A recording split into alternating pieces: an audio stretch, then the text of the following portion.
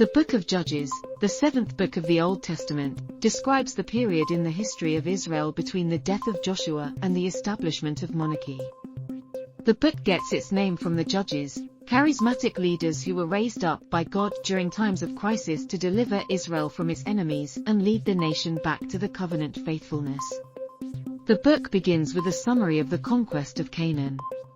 The Israelites are unable to completely drive out the inhabitants of the land, leading to a coexistence that God had warned would lead them astray. Indeed, Israel falls into a cycle of sin, suffering, supplication, and salvation, which repeats throughout the book.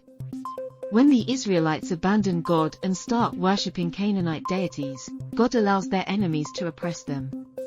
In their suffering, the Israelites cry out to God, who raises up a judge to deliver them. Once the judge dies, the cycle begins anew. There are 12 judges in total, and their stories vary in length and detail.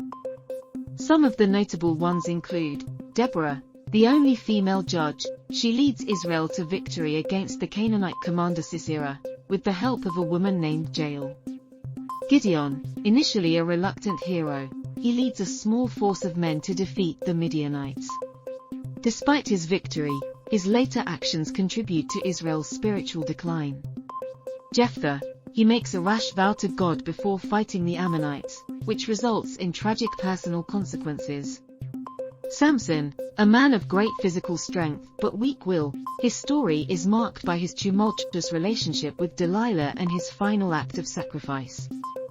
The book also includes the tragic story of the Levite's concubine, which leads to a near annihilation of the tribe of Benjamin. This and other stories in Judges depict a time of great moral and social chaos.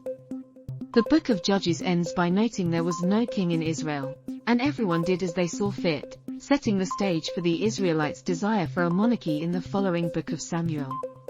The book as a whole demonstrates the danger of the syncretism of Israel with the Canaanite culture, the necessity of faithful leadership, and the mercy and faithfulness of God in spite of the repeated failures of his people.